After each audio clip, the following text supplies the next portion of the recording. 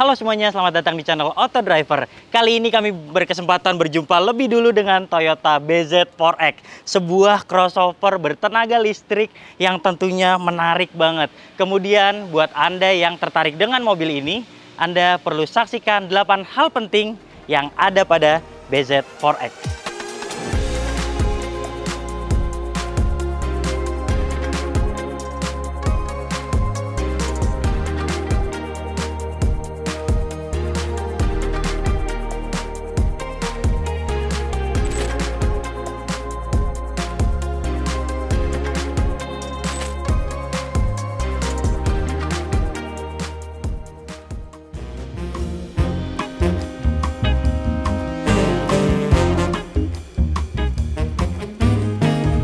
Mobil ini memiliki dimensi yang sedikit lebih panjang dan lebih tinggi ketimbang Ioniq 5 yang sudah hadir di pasar Indonesia. Kemudian BZ4X merupakan singkatan dari Beyond Zero atau keluarga mobil listrik dari Toyota. Kemudian 4-nya itu dia punya varian 4-wheel drive. Kemudian satu lagi X merupakan karakter ataupun penamaan dari crossover yang memang wujudnya adalah sebuah crossover. Lantas kita lihat bagian depannya ini memiliki desain yang cukup menarik dengan LED juga yang cukup terang dan memiliki desain garis-garis yang cukup tegas. Sebagai sebuah crossover, dia juga dibuat dengan platform eTNGA yang merupakan hasil pengembangan dari Toyota dengan Subaru, sehingga Subaru juga menciptakan mobil yang mirip-mirip, yaitu Subaru Solterra. Kemudian sebagai sebuah crossover, dia juga dilengkapi dengan ban yang cukup proper dengan ring 18, kemudian bannya adalah Yokohama Advance. Sayangnya yang hadir di Indonesia ini adalah front wheel drive bukan all wheel drive, sehingga kita bisa membandingkannya dengan yang versi Eropa dengan spesifikasi yang sama. Ya, kita lihat di bagian samping ada kamera dan ini menginformasikan bahwa BZ4X sudah dilengkapi dengan kamera 360 derajat. Jadi di depan, di samping, kanan, kiri, kemudian di belakang ada kamera semuanya. Nah, di bagian samping juga kita masih melihat ada side skirt, kemudian juga ada roof rail sedikit yang mempertegas tampilan sebuah crossover yang oke untuk segala jenis kondisi jalanan di Indonesia. Nah, kita lanjut ke bagian belakang. Nah, ini tampilan belakangnya, menarik banget ya. Punya spoiler yang terpisah, kemudian bagian belakang kacanya juga melandai. Wah, keren banget. Kemudian LED-nya ini, barnya juga mewah banget, tapi karena ini logonya Toyota, jadi identik dengan model-model Lexus terbaru. Oke, untuk BZ4X ini logo Toyotanya tidak biru, tapi ada tulisan yang di bold berwarna biru di sini, jadi mencirikan bahwa ini adalah sebuah mobil listrik. Kita juga bisa melihat bahwa cukup amannya karena mobil ini dilengkapi dengan parkir otomatis dan dia memiliki sensor sebanyak 6 buah di bagian belakang saja. Itu udah buat mobil ini terlihat canggih banget. Yuk kita lihat di bagian samping ada tempat charge-nya. Nah, untuk menge-charge mobil kita bisa lihat terdapat colokannya di bagian depan ini. Kemudian sebelum kelupaan nih, kita akan bahas juga bahwa over fendernya cukup lebar banget. Kemudian ada lagi juga washer di bagian depan, jadi lampu depannya ini tentu akan selalu bersih walaupun Anda misalnya melibas badai sekalipun.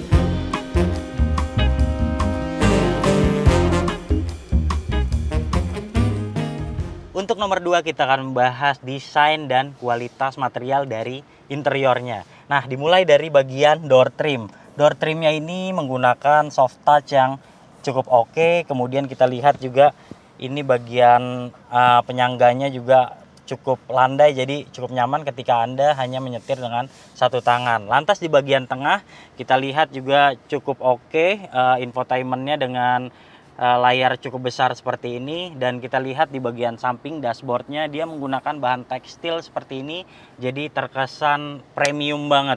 Lantas kalau kita berbicara jok ataupun kualitas bahannya juga menggunakan kulit yang lumayan berkelas. Kita juga merasakan bahwa jok di sini cukup nyaman karena lumayan empuk, jadi untuk perjalanan jarak jauh kayaknya tidak akan kelelahan menggunakan jok yang seperti ini. Dan kita bisa melihat bahwa cukup modernnya kabin di bagian depan. Kita juga melihat bahwa setir di sini tampak seperti setir pesawat, karena nanti juga ada tipe pilihan lain untuk mobil ini. Kalau di Jepang itu ada yang memang tampilannya seperti setir pesawat.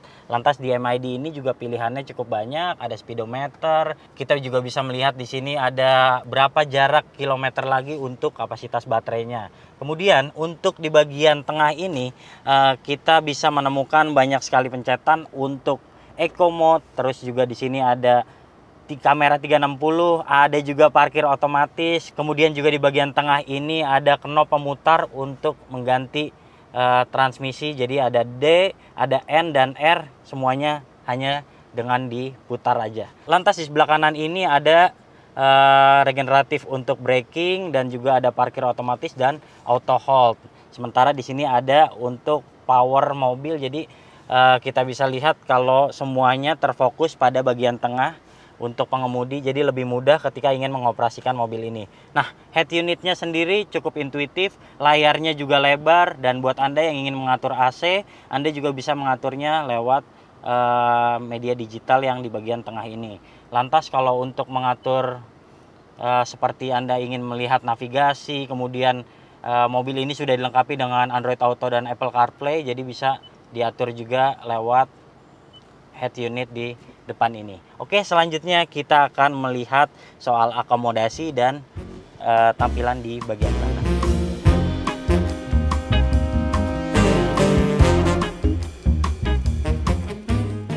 Sebelum kita membahas akomodasi di dalam kabin, kita lihat dulu kapasitas bagasinya. Sudah dilengkapi dengan power back door, tinggal tekan saja langsung terbuka secara otomatis. Nah, kita lihat di bagasinya ini ada cover, jadi bisa naruh barang di atas ini. Nah, kemudian kalau covernya kita tutup seperti ini, maka terjadilah bagasi yang cukup besar seperti ini. Kapasitas bagasinya hampir 500 liter. Kemudian Anda bisa meletakkan 2 koper besar, bahkan mungkin lebih ya, mungkin 3 atau 4 juga muat. Kemudian di bagian bawah sini ada tempat untuk meletakkan charger dari mobil ini. Nah, ini dia charger yang bisa Anda gunakan untuk mengecharge mobil ini. Namun sayangnya ketika kita lihat bahwa di bagian bawah ini tidak tersedia ban cadangan. Buat Anda yang misalnya terjadi ban bocor di jalan dan Anda ingin cepat lagi pergi sebelum menggunakan emergency, sepertinya Anda bisa melakukan sendiri dengan emergency kit ini. Jadi tersedia di bagian samping, Anda bisa buka covernya dulu.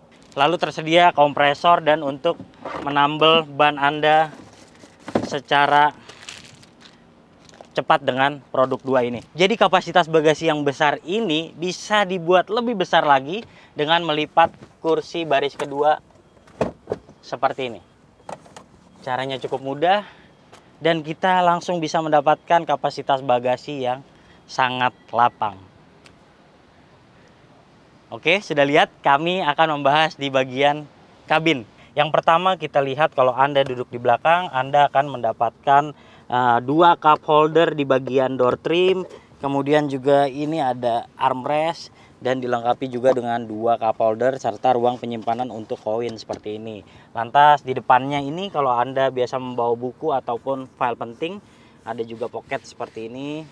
Kemudian juga di penumpang kiri juga ada, dan cup holder juga tersedia di pintu sebelah kiri. Jadi total cup holder ada 6 untuk di wilayah belakang saja. Sementara untuk kita lihat kalau saya duduk di belakang, untuk legroomnya seperti ini. Ini posisi mengemudi saya dan terasa cukup memadai. Sementara kalau headroomnya lumayan terbatas karena saya tingginya 170 cm dan mungkin untuk yang orang tingginya 180 cm itu akan terasa mentok ketika duduk di belakang. Tapi kalau kita pindah ke tengah, di bagian tengah ini juga tidak terlalu tinggi, jadi sama saja seperti di bagian kanan dan kiri. Headroomnya juga mirip, cuman memang kalau di bagian tengah ini terasa sedikit lebih tegap karena ada pengganjal yang rata seperti ini. Oke, sementara untuk headrestnya ini bisa diatur ketiganya, bahkan jadi yang tengah juga bisa, yang kiri juga bisa, dan juga ketiganya sudah dilengkapi dengan safety belt 3 titik. Nah, sekarang kita akan mengomentari akomodasi yang ada di bagian depan. Oke, sekarang di bagian depan dan kita akan melihat akomodasinya. Di bagian tengah ini ada cup holder 2 buah, kemudian ada ruang untuk penyimpanan mungkin kartu ataupun koin-koin, karena di sini minim sekali bisa dibilang ruang penyimpanannya, tidak ada glove box yang besar.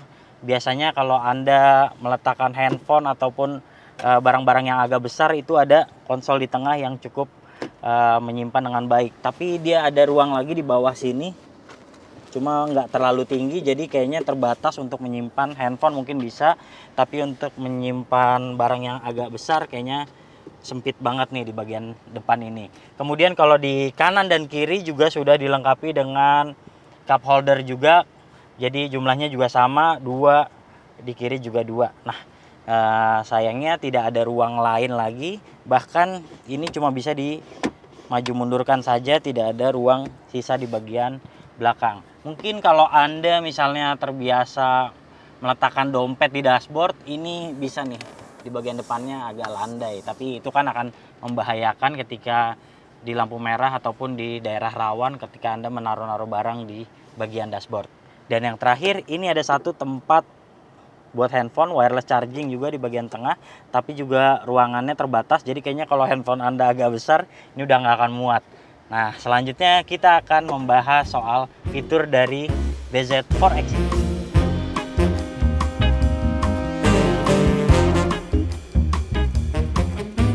Poin keempat, kita akan membahas soal fitur, dan ada fitur hiburan, kemudian juga ada fitur keselamatan. Untuk fitur hiburan kita ditunjang dengan head unit yang besar ini dengan layar sentuh dan juga sudah dilengkapi dengan konektivitas Android Auto dan Apple CarPlay. Sementara buat Anda yang suka mendengarkan musik, mobil ini juga sudah dilengkapi dengan audio dari JBL, Twitter, dan bassnya terdengar cukup bagus. Sementara buat fitur hiburan lainnya, Anda mendapatkan panoramic roof yang double, jadi di bagian kabin depan dan kabin belakang itu mendapatkan ruang dari panoramic roof yang cukup menarik. Nah, selanjutnya kita akan membahas soal fitur keselamatannya yang juga bisa Anda lihat atau operasikan di bagian depan. Di sini ada kamera 360. Anda bisa melihat keseluruhan dari mobil Anda. Kemudian juga ada parkir otomatis, dan ini memudahkan banget untuk Anda yang belum mahir untuk memarkir terutama di tempat yang sempit. Lantas di sini juga ada regenerative braking, jadi Anda juga bisa mengatur untuk modenya ada 1, 2, dan level 3. Oke, jadi dia juga dilengkapi dengan ventilated seat dengan pemanas juga. Kursi pemanas ini juga bisa diatur tingkatnya 1, 2, 3, dan tidak hanya di kursi bagian kiri namun juga di bagian kanan. Di bagian bawah sini terdapat port untuk Type-C sebanyak 2 buah, kemudian dia juga ada soket 12 volt sebanyak 1 buah. Lantas di bagian belakang tepatnya di tengah sini juga ada Type-C sebanyak 2 buah. Itu aja yang kita bisa lihat untuk fitur hiburan dan fitur keselamatannya. Lantas kita akan membahas nomor 5 soal transmisi dan tenaga dari mobil ini.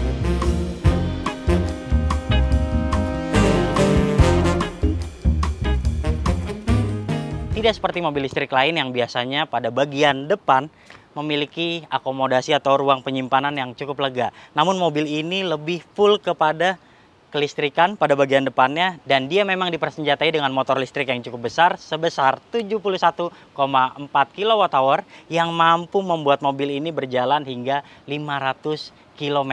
Sementara tenaganya dia mencapai 204 PS dengan torsi mencapai 266 Nm. Nah, untuk Anda yang ingin mengecharge-nya terdapat pada bagian samping, dan hasil klaim dari Toyota bahwa dengan ampere yang standar yaitu 16-32 ampere, mobil ini dari baterai 0 sampai 100% itu membutuhkan waktu hingga 9 jam. Sementara untuk pengechargean yang lebih cepat dengan fast charging di SPKLU itu dengan dari 0 sampai 80% hanya membutuhkan waktu 30 menit saja. Oke, selanjutnya kita akan membahas poin nomor 6.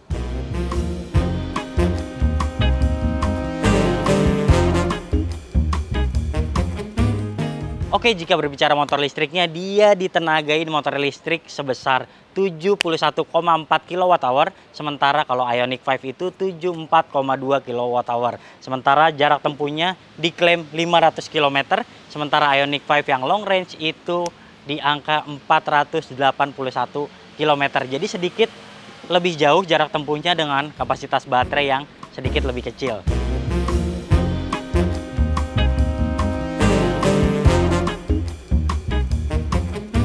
Oke, jadi saat kami memberikan review mobil ini, dia belum dirilis ke Indonesia sehingga belum ada harga resmi dari BZ4X ini. Sementara kalau kita melihat dengan harga jualnya di Cina, itu kita konversikan harga mobil ini mencapai 490 juta hingga hampir 600 jutaan. Lantas kalau di Indonesia kita belum tahu, mungkin juga akan lebih mahal, antara 700 mungkin juga sampai 800 jutaan.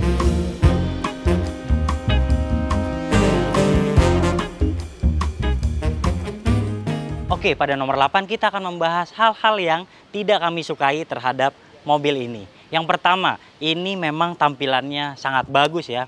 Tapi kalau bisa dibilang tidak terkesan seperti mobil listrik yang modern banget seperti misalnya Ioniq 5 yang dari jauh Anda sudah bisa melihat bahwa ini sebuah mobil listrik. Kalau ini seperti crossover yang memang tampilannya agresif aja gitu. Kemudian kalau bicara yang kedua, saya tidak menyukai dari akomodasinya. Karena sampai-sampai tidak ada glove box, kemudian tidak ada laci penyimpanan. Hal tersebut kayak hal-hal mendasar yang biasanya Anda butuhkan ketika Anda membeli mobil.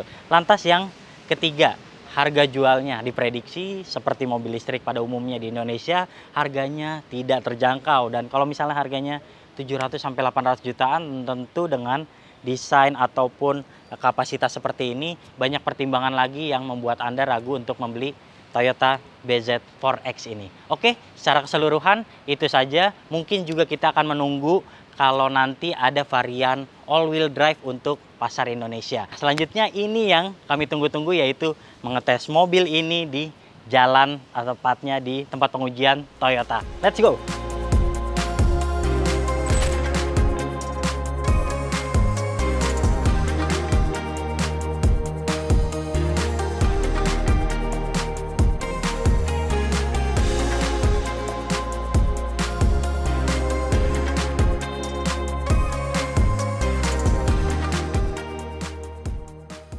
Ya, sekarang saya mencoba mobil ini berjalan di area tesnya PT Toyota Astra Motor dan hal pertama yang saya suka adalah ternyata cukup ergonomis untuk mengemudi, apalagi dia dilengkapi dengan settingan untuk mengatur setirnya lengkap, teleskopik juga ada, kemudian tiltnya juga ada. Nah, kalau untuk bangkunya juga sudah dilengkapi pengaturannya secara elektrik, bisa maju mundur, ke atas bawah juga bisa, kemudian juga dia ada recliningnya.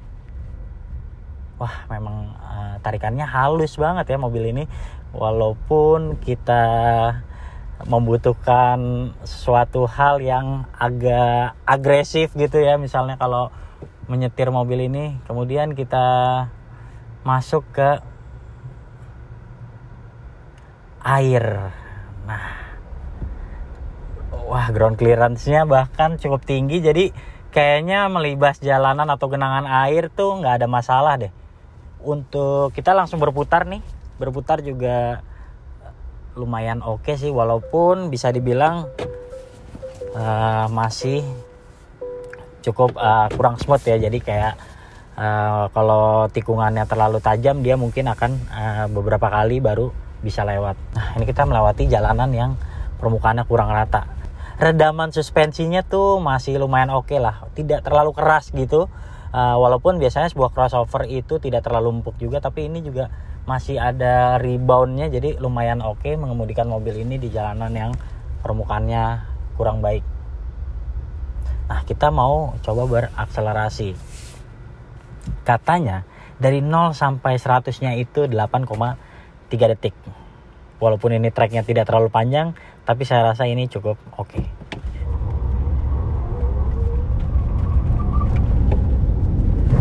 Wah, ternyata torsinya beneran gede loh.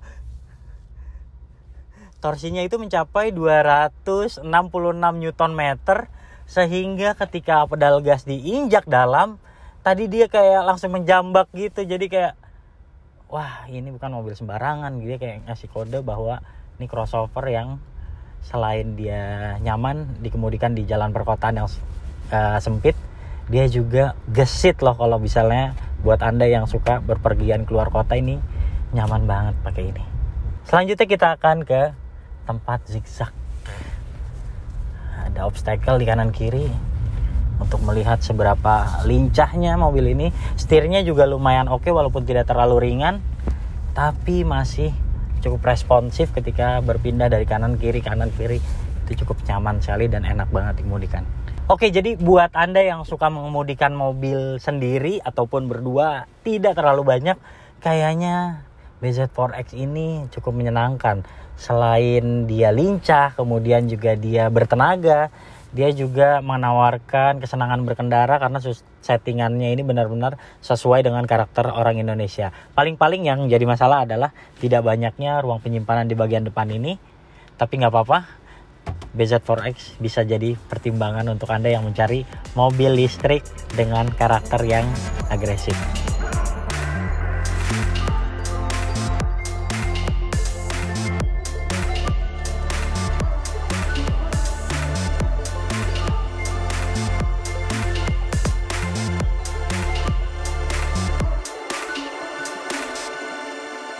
Oke, jadi demikianlah hasil first drive kami terhadap Toyota BZ4X ini.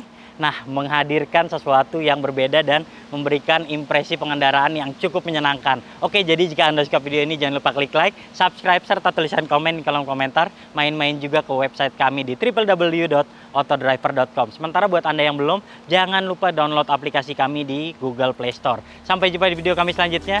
Bye-bye.